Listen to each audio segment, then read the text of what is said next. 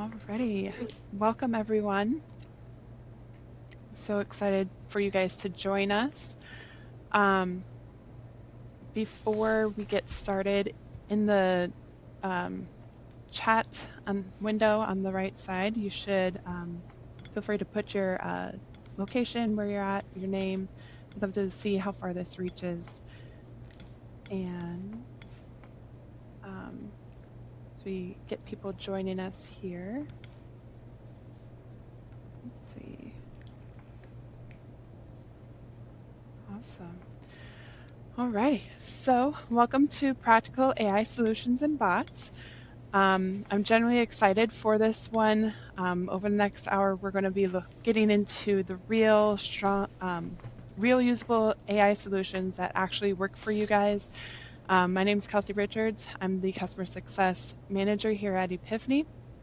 And I've been hearing a lot from other companies talking about how they want to use AI successfully, but they've ran into some trials and tribulations. So today we have Ryan Seifert and Brenda Wanta here with us, and they're going to share their experiences and knowledge and everything. So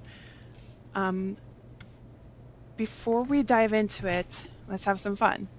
For your business, if you had a AI bot with some personality, what would you name it?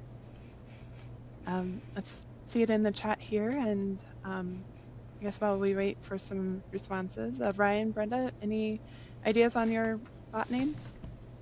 I don't know. It just looks like a Mateus to me. Kind of like, he's got a lot of energy. He's got a lot of vibe going on. He's kind of even a little bit stylish with his black and white. So yeah, that's what I got. Awesome. I run Tarek, so I'm on Terry as our bot, and and he can be terrible to you or terrific. It just depends on his mood. There you go. Awesome. Alrighty. Well, let's dive into it, shall we? Okay, let's do it. All right. Brenda, do you want to start us off? Sure. So we're Epiphany. We focus on NetSuite solutions. We build add-ons to manage equipment, to rent equipment, to repair equipment, contract and warranty management, and all of that.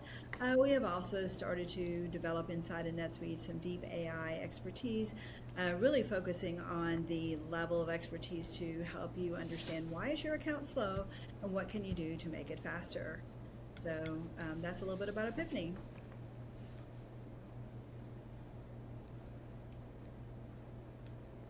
And these are some of our modules. It focuses on a unit. A unit may be something that you've sold to your customer, maybe something you just service for your customer. Either way, you can track it. You can see the entire life history of the unit, everything that's ever happened to it, any contracts, any parts added to it, anything's taken off of it, any time they've brought it back or been replaced, any time that it might be in stock, you can see about where it is, what's happened to it, and all of its history.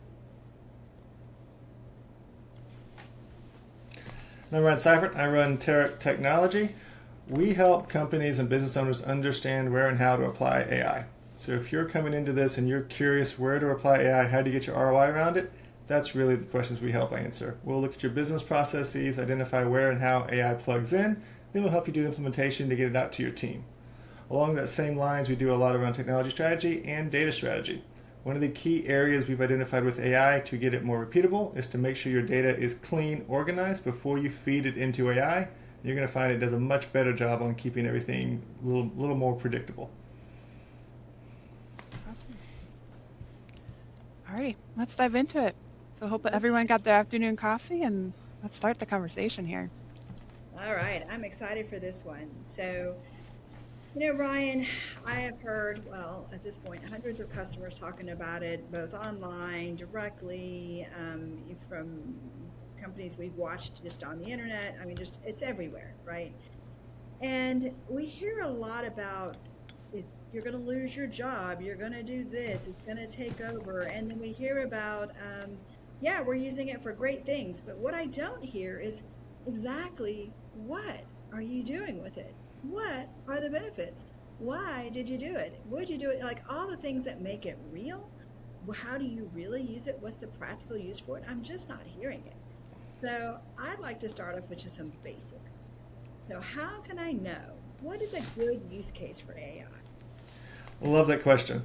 And we hit that in many different ways. And so there are some really easy rules of thumb to start to walk into as you start to figure out where in my company can I apply it. I think everyone knows AI can do a lot. And so if you approach it with it's a magic wand, it fits everywhere, it's really hard to know where to start or how to track if you're being effective. So here are some of the ones we use as we walk through different business processes. The first one is a little technical. It's how many data sources do I need to actually get this piece done?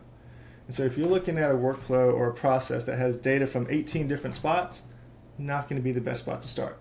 But if you have one or two data sources, I have my email and I have my QuickBooks, that's much easier. That means that you can better organize that information and get it plugged in with a lot less effort. The other big area we look for is a low level of complexity in the decision making. And that's a lot of fancy words to say you can usually hit that decision pretty easily. And so you're not changing core company strategy here. You're saying, hey, I need this information and I can make a pretty direct decision on that and move forward with it. And we like that because it does a few things. There's a lot of that in each workflow that is usually pretty identifiable, and because it's a low complexity, you can test the output, which is very useful. And the third is, are there enough of those low-level decisions in the same spot that we can automate it and have a good ROI? So there's lots of different ways to start to apply that across your workflow, but that's really the focus. How much data do I need? Oh, sorry. How much data do I need? How hard is the decision making, and how many times am I doing that? And that's just rinse and repeat. Okay. So I love and hate that answer at the same time.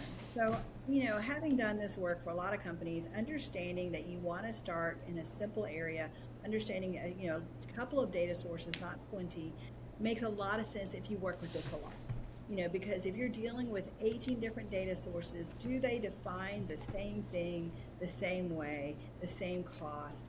Is the company using across the different departments, are they using it the same way, the same cost, in all different sources of those 18 data sources? The answer is usually 97% of the time, absolutely not.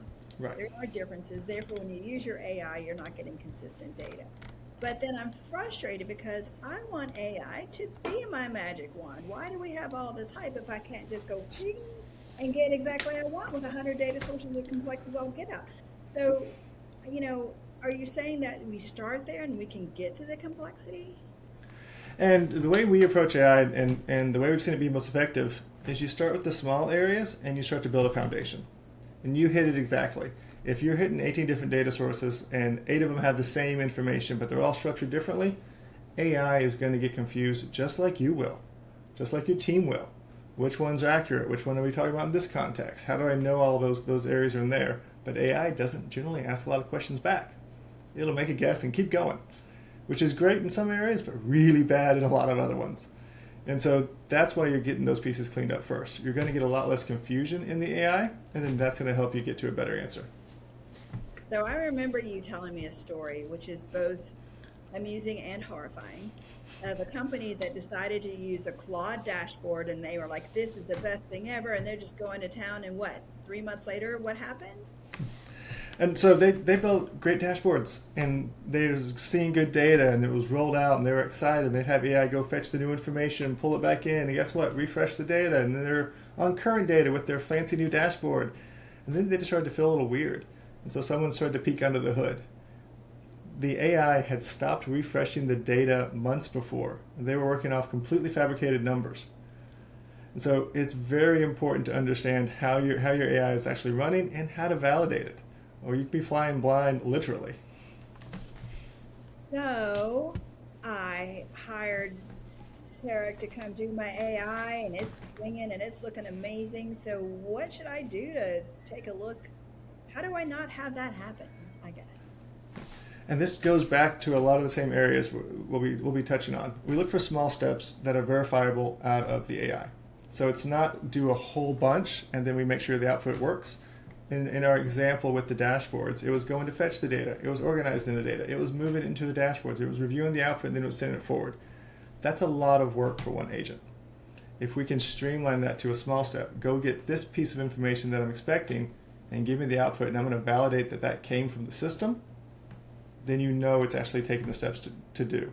And that takes a lot more effort and a lot smaller agents to do the work. So it's more effort up front, but it leaves you much more verifiable as you continue to work, and honestly much more flexible as you continue, because those smaller agents have better reuse. Okay, all right, that makes sense. Well, now I'm a little bit hungry I want to hear a company that actually used it, and what did they run into? What was the good, bad, and the ugly, and where are they now? Mm-hmm. Absolutely. And I have a bunch of stories to choose from, but I'm going to go with one of their bigger ones, and that is the tag name around it, PDF Eater. Ultimately, and I'll give you kind of the lay of the land and where the AI came in and what the outcomes were. So it's a fabrication company, so they're getting different designs from customers with pretty complex things for them to build. And the workflow we identified was getting a turnaround into an estimate on how hard is it going to be to build that piece of equipment. So we need a dollar amount at the end of the day. And the workflow around that was going through the designs, picking out the items, looking at the materials, validating the cuts, the joints, all the little details in the design to follow all these different processes and small decisions and lookup tables into what kind of material do we need, all those different steps coming together. And we identified that one because before we stepped in with AI, it was taking 3 or 4 weeks to turn a quote around. We'd have a big document come in, 300 pages, and it would just take time. Someone was manually doing all the lookups, manually writing down all the items, manually writing down all the materials, running the calculations, starting to look up how long does it take to build it, and then finally getting to a number. As we started to implement AI, that turnaround time went to 1.5 days, 2 days. Wow. Huge game changer. Yeah. And kind of going back to our rule of thumb, there was a lot of decisions going along that we could automate, so it wasn't really complex decisions, but there were lookups and calculations and setups that we could help streamline, and we could pull everything from a few limited data sources. We had where the design document was coming in an email or a SharePoint file or FTP folder, something to pull that information in. Then we had lookup information and inventory. So not a huge amount of data to have to coordinate in to get the job done, but a lot of decisions along the way. Yeah, that makes a lot of sense because it's not that data difficult, but for a person, let me look at this sheet. And those little drawings have little bitty lines. Let me put my magnifying glass and type it in over here and type it in wrong, and then wonder why I can't find that part and go look at it again, retype it. So for a person, that is not a quick thing. And it seems like it's perfect for AI because it's just going to read it and match, read it and match, read it and match, and then tell you all the ones that didn't match, and then the person can work with those. So that one seems perfect because it is, a lot of work, a lot of time, and some complexity, but it's something that's easily diagnosed with AI. So that's a really cool example. I really like that. Yeah, and I want to add one other piece to it because we get questions around it. We finished it. AI has this piece. Is it AI accountable on if there's any errors or misses? And the processing on the designs really took 2 or 3 hours. The rest of the time was someone from the team coming in to review it and make sure it was correct. So the review much faster than the otherwise. But that's where the accountability falls. Not on the AI, but on the person doing the reviewing. And as we go through different examples, you're going to see that same pattern show up. Because it's not the machine, you're not your calculator that's at fault if your math is wrong. It's you doing the review. That's a great analogy because if I typed in 7 times 9 and I'm like, I expected the answer to be 50, well, that's really more of my issue because somehow or another what I'm thinking what the number is doesn't match. Why is that? You got it. Yeah, that makes sense. Okay. Well, that's a really good example. Do you have another one that you could give us? Oh, quite a few. I'm going to dive into one around that I think is near and dear to a lot of people. Time reconciliation. I have a large team. They're all logging time. This is great. And everyone does it a little differently, and no one likes to do it. And so you get time at the end of the week, and you have to organize it all and figure out what goes where. And it just, I know for me, it always pulling out my hair. If I'm doing the time organizing, or if I'm the one having to enter the time. It's just not fun anywhere. But if you look at the workflow, it hits all of our spots. We don't have that much information coming in. We have the time. Here's who did what. We have the projects. What do we actually coordinate that against? So limited amount of data to come in to expect. We have a lot of decision making. Does this time make sense? Is it under 8 hours? Does it seem like it's going to fit in a work day? Does it go to this project? Or this project isn't filled in? Which one should it probably go to? If we look at the notes, how do we compare all these pieces out? So a lot of pretty straightforward decisions, but each one takes a little bit of effort. Another really good use case for AI. So when you start to look at that time reconciliation that no one really wants to do, it's a really good candidate to drop into the machine. And that's really where we focused on. So pulling in those times, we saved their admin team a huge amount of time in just that. But we also saved them a headache and feedback and running down with all the different people to actually see what it was.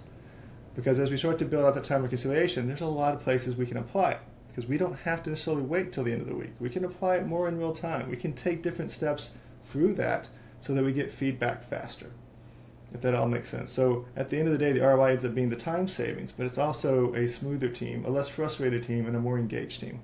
Well, for us, it's not just time savings, it's billing. Like time is literally money in our world. You know, you bill an hour, then that's a couple $100 that if you didn't bill it and you worked it, that's $200 you just missed.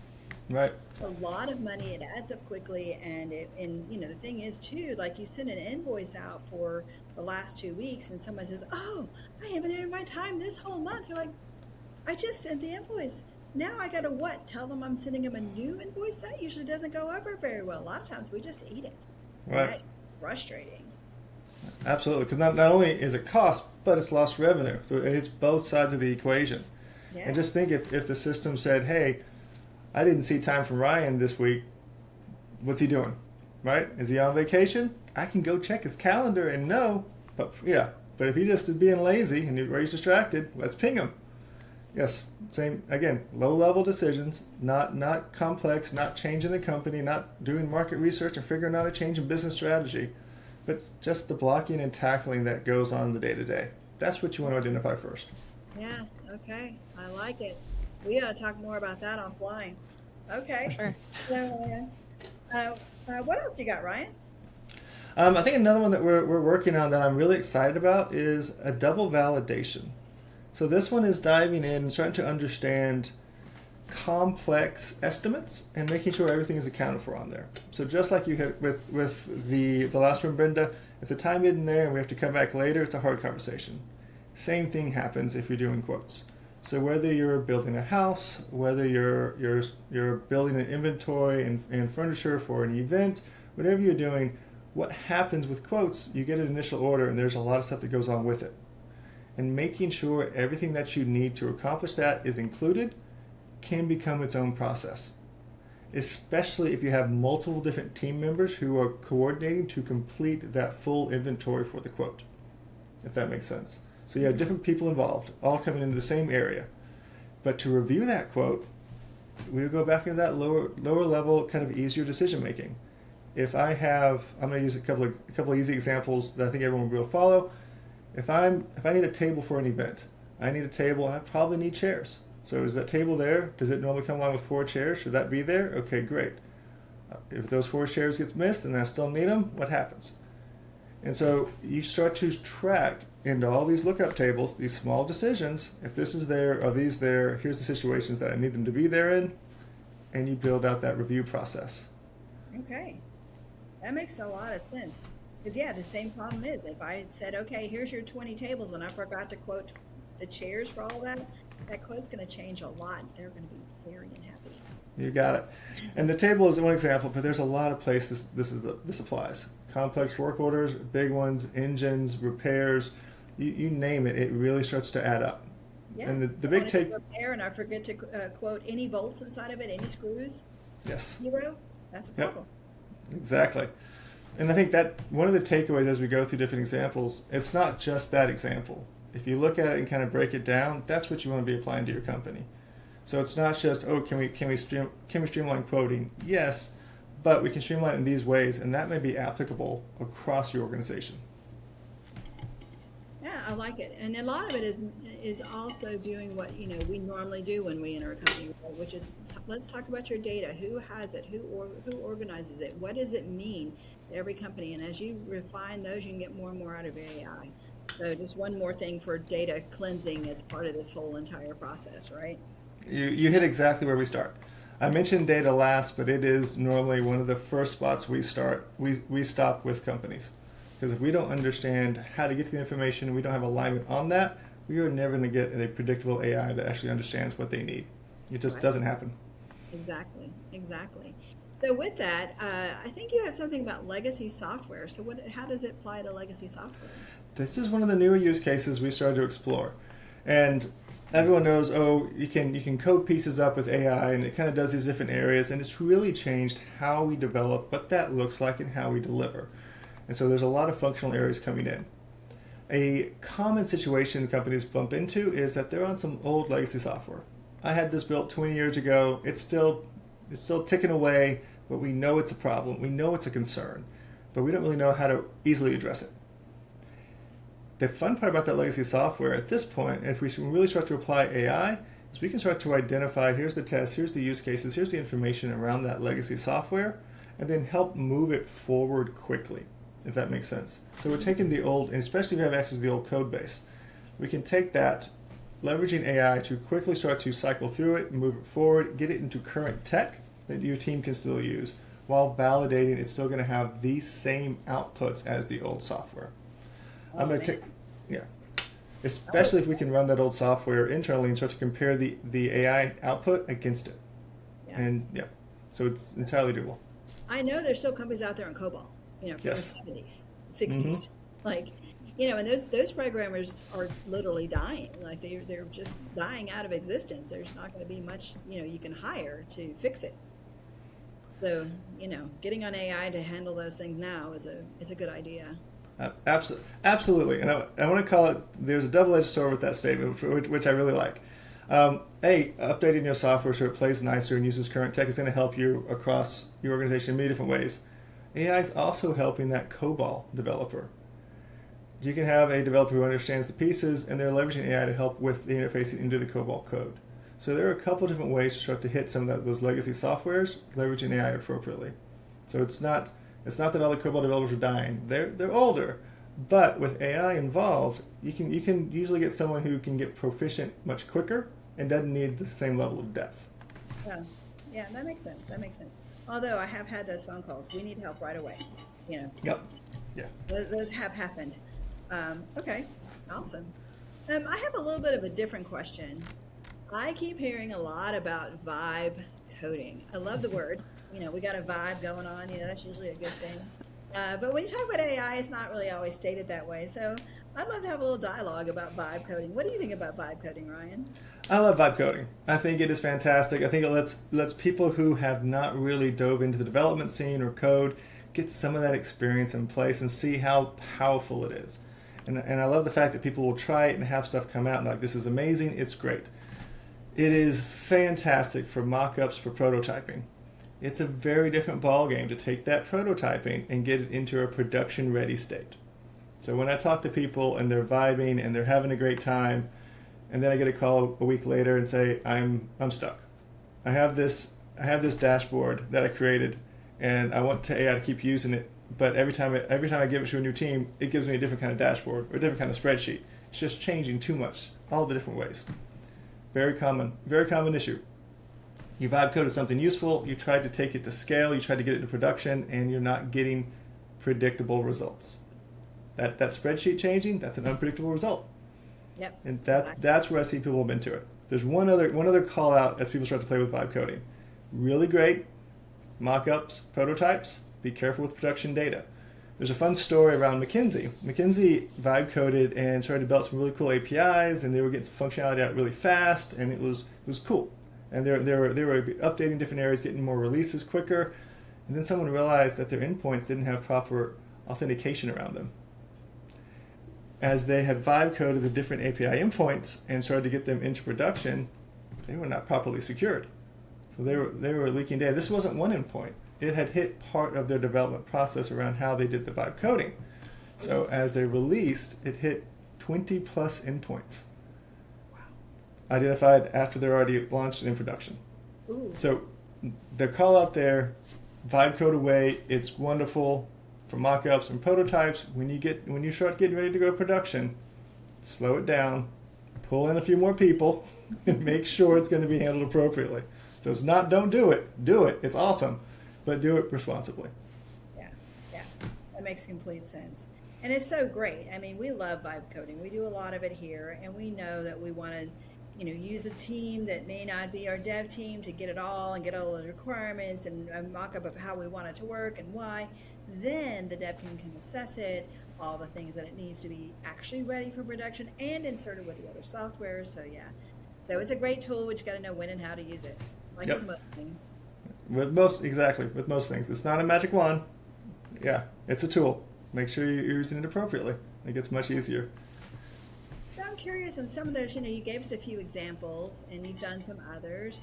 How long does this typically take? Are we talking a few years, a couple of months, hours? What are we talking here? And each one's different, but Yeah. but I will say it can be surprisingly fast. The PDF eater that we went through was 6 weeks. Oh, that's And fast. that's from starting to understand the process to getting something out to them to use, if that makes sense. So Yeah. the turnaround time can be really quick. One of the areas that we focus on, and we help make sure we do, is small incremental deliverables. So you're not running off and building a whole lot and then saying, okay, does this work? You're building out one little agent. Does it work? Will it work in production? Do we miss anything? And then you're adding 2 other ones. Mm-hmm. And that does a few things. It makes sure people are actually using it fast, and it lets you kind of figure out when the balance needs to be. A lot of times people will say, we need all this work done, and when you get into it, you need this much work done. And the rest of it's kind of edge cases or small use cases that you can just have someone do when you need it once a month. So it lets you kind of call out when you're actually ready and good enough for business and not perfect, if that makes sense. Yeah. You get that value much faster. Yeah, that makes sense. Okay, yeah, that's pretty good. 6 weeks, that's pretty quick. So, speaking of that and benefits, cost benefit, because if you can do it, turn around in 6 weeks and go from 300 hours to 25 hours, and that's a big change. So, with respect to cost, I've talked to several of my friends in different companies, software companies specifically, where there's a race to consume tokens. This is the first time I've ever talked to companies like, if you don't spend more, you're not doing a good job. Like, that is not anything we've ever heard in the past. But my friend Bobby says, yeah, if I wasn't using as much tokens, they told me that I wasn't doing my job very well. I need to be using more tokens. So I'd like to hear what your thoughts are about that. I love this. How many tokens that I use each day? What does that look like? I have software development friends whose token consumption cost is the same as their salary.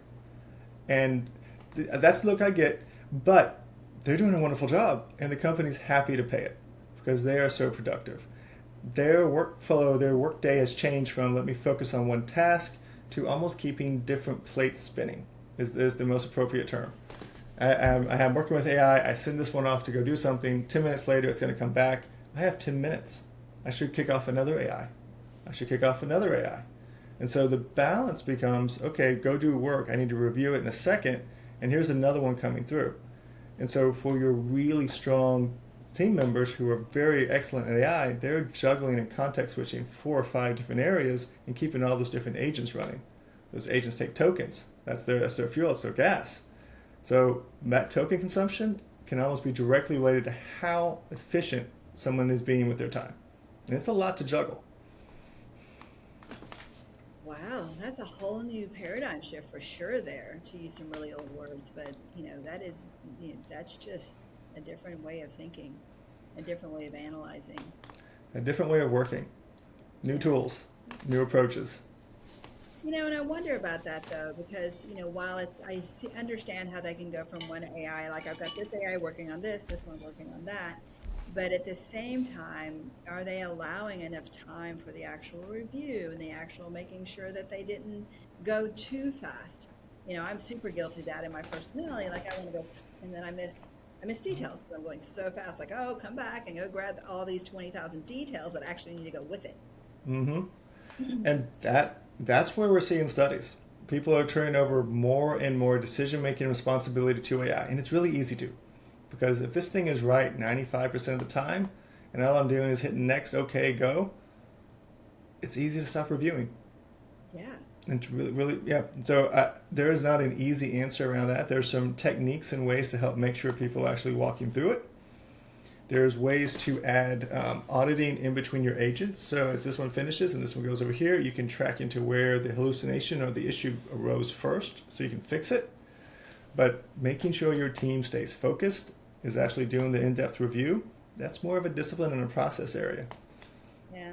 You know, the other thing that comes up to mind is one of the things we're writing is some automated test scripts from a functional perspective, like open the sales order, enter this data, now click here, now create the work order, now validate the parts, you know, like that type of, I'm the actual user, but I'm using it through AI to, you know, validate standard functions to make sure changes we make don't break and, you know, to automate all that testing. So, and it seems like if you had a crew doing AI for that, separate from the crew doing the, you know, improvements to the product, hopefully they would catch it. Mm-hmm. Maybe that's another way to help some of that. Yep. And to a degree, yes. And the other spot that we've played, I've seen, we'll say limited success, is a AI that's reviewing AI. Yeah. If that makes sense. So if we get 80% here, and then this one's catching 80% of that 80% and sending it back and getting it redone, you're going to get a little bit better results. It's not foolproof, but there are some ways to start to help get more consistency. Mm-hmm. But there becomes a balance on the token cost, the development time, how many of those catches are actually needed. Yeah. It's a thing to continue to balance and review, right?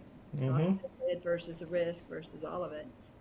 So there's one more example we talked about, but I haven't heard yet, and I really thought it was interesting because it was AI versus AI in HR. Can you talk more about that? Yes, there is a really fun arms race in HR right now. Everyone knows AI is out there, and so you have AI who's generating these job descriptions. The candidates are using AI to transform their resume, keeping it truthful, but now I'm customizing my resume for this job description. And then using AI to navigate the interviews. And the companies are saying, okay, now I have all these people whose resumes look amazing. How do I get through them all? I'll use AI to do the first few interviews. And guess what? So then you have this, okay, I can update my resume to get this done, and now I'm talking to an AI to complete it. And how do you actually balance and track all those different areas? There's a lot of company level cultural decisions in that, but that is what we're seeing out in the field. Is can I get AI to fix the resume so I get the interview? And then can I get past the AI who's giving me the interview? And at that point, yeah, do you still want that? Does the person still want to work there if AI is doing all the heavy lifting? Yeah, it's so strange to say, okay, I'm the person writing my resume with AI, and I send it to that company, and AI rejected me, and I'm like, you can't use AI. I just used it from a resume, but you can't use AI because my resume won't get through your AI. Yes. It's really an interesting conundrum. Today, I ran into it again. So I'm talking to this marketing firm. They're like, yeah, we can do all this great work. And when you get customer service, you're getting people. You're not getting AI. Then he went down to this other thing. Like, when you're getting design, you're getting people. You're not getting AI. And I'm like, this is the first pitch where they were consistently telling me when I was getting a human being over AI. So that is also a change. Like, I really haven't had that kind of proposal before. I was like, oh, this is different. And do we need to start convincing people we're really here, that we're not just a bot? Like, I'm not just a bot right now, because I actually could be, which is even more strange to start thinking about. Yes, and I like the call out because ultimately you're starting to see where people are deploying, where companies are deploying people as a differentiator. We've all hit AI support on the phone, and it's frustrating, kind of, unless it's just hit what I needed in 2 clicks and I'm out. Yeah. And so, but if I'm angry, I don't yelling at AI feels very different. Not good. None of it feels great, but yes, figuring out where a person needs to be for your company can be a game changer. Yeah.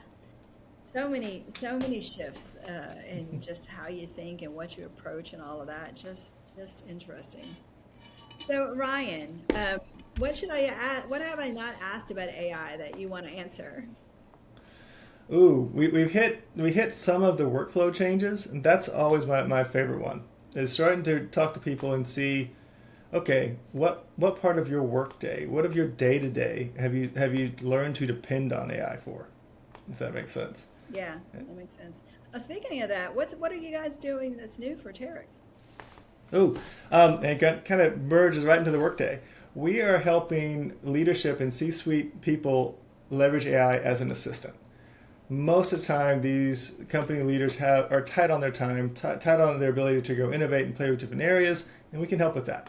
So what we're doing is we're helping those, let's say you're CEO, and I want to use AI to help me streamline my inbox, help me understand my financials faster, help me plug into the systems I'm doing day to day and just navigate that so I'm much more self-sufficient. That's what we're focused on.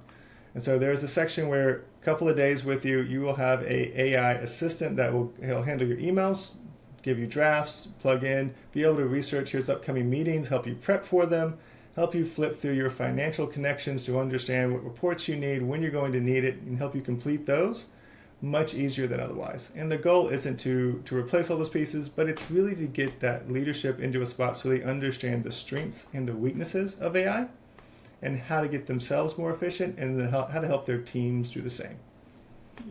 Interesting. Okay. Well, I really want to check that out and see how if I can make that work for me. One of the other things we talked about was different ways of thinking about AI, like when you want to use it for a bot versus you want to use it for intense research, what you're using it and how you're using it. Can you talk about a little bit more about that? Absolutely. So I think when most people think of AI, they think of sitting down and there's a big text window and they're typing prompts into it and they're doing back and forth work. One of the key areas that we don't do as we do process automation is include that prompt. All of the AI is on Rails, built in, and working behind the scenes. And we take that approach because, again, it helps improve that predictability. You're going to see me keep coming back to that because that's where AI struggles. But if I'm doing research, if I'm having to do other areas, that chat interface is strong. And there's a different approach and a different mentality when you hit those. And so that's where your prompting or your research, and that's where you're spinning the plates. Send an agent out to do this and come back. Send an agent out to do this and come back. Really comes into play. So depending on where you're looking to deploy your AI, there's a couple different strategies to help you be effective with it. If it's process automation and those steps, okay, great. You're going to get that on Rail. You want to start to remove the ability to change those prompts for a number of reasons. And then if you're doing research or creation or different areas, that prompt might be exactly what you need to get the feedback so you cycle in closer. Yeah. Yeah, so, we won't go into a whole tools talk, but it also starts to matter in that what you're using for the tool. Like you're trying to do deep research versus you're trying to do that versus you're trying to do something else. Or I just want to automate. What I'm doing and how I'm doing it really isn't necessarily an out-of-the-box same answer for everything I do. You got it. You go here, this kind of thing go there. Yeah, that makes sense. Okay. All right. Let's see. So, Kelsey, have we seen any questions out there from the audience so far? We have. So, let's see. The first one I got was, what is an example of work you did where AI just didn't work like you expected? So I was so excited because I do a lot of specific presentations to customers, and they're not generic. They're not just take a template and do it. I need to address their very specific needs with their very specific problems and how they're going to be addressed.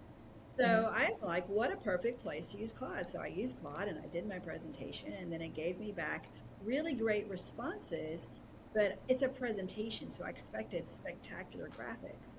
I got what I call a 3-year-old toddler graphics. There were blocks of blue, blocks of yellow, big old block letters, and and there were like at least 10 different fonts and 8 different font sizes. And I'm like, are you a beginner? User, like, what happened to this? So then we turned around and we put it into Chat GPT. It got better. Then we turned around and put it into Canva. It got better. So by the time we were done to really create a presentation that looked good, it took us another few hours to go through. So it definitely did not quite work out as expected. So, however, I will say I started then researching tools and found that Canva as a whole, Ryan's suggestion as well, Canva as a whole just did a much better presentation from the start. Yeah. So that was definitely something that didn't happen as I expected. Yeah, that was definitely a learning curve for sure. I have a basic one. I moved last year, and I was hanging up pictures on my wall. And I was like, I'll use AI as I do measurements and just kind of call it out, and it'll track it and let me know what the halfway points are and those pieces. Right? Pretty easy. Just kind of help me along the way. So I measured pieces, measured the paintings, figured out where I wanted them on the wall, called out the totals, and said, okay, sum it up, let me know where the midpoints need to be. So it did. And it told me, okay, you have a 40-inch wall, get 20 inches in there, and then you need whatever it is on the floor. So I started to kind of map it out on the wall. And its math was the worst. It's by far the worst. Like it was 3/4 away on one side, just missing completely. And after I let it know its math was off, it gave me new numbers, off again, and I realized I'm using the wrong tool. I'm fully aware AI cannot do math. And I'm asking it to do simple math, but it was missing entirely.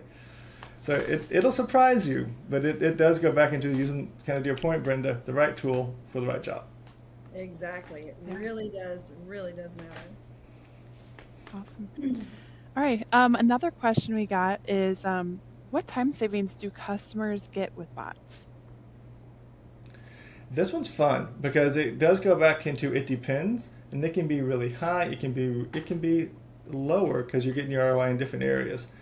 But it does go back into two different pieces. If I take the PDF eater example, that was huge because guess what? It's hitting automatically. You're seeing quicker responses, and you're seeing the team able to drop off a lot of that decision making. If the team is just going through, say, some training on how to use AI, your time savers are not going to be nearly that high, but you will start to see them. But you'll start to see them as people pull it into their day-to-day. So you're not going to see, okay, I taught them on Tuesday, and by Wednesday they're saving their time. But if they're using it well, you're going to see them slow down initially, and then in about 2 weeks you'll start to see pretty significant time savings. The average I get as people really start to leverage AI well seems to be about 2 to 3 hours a day of freed up time, which is significant.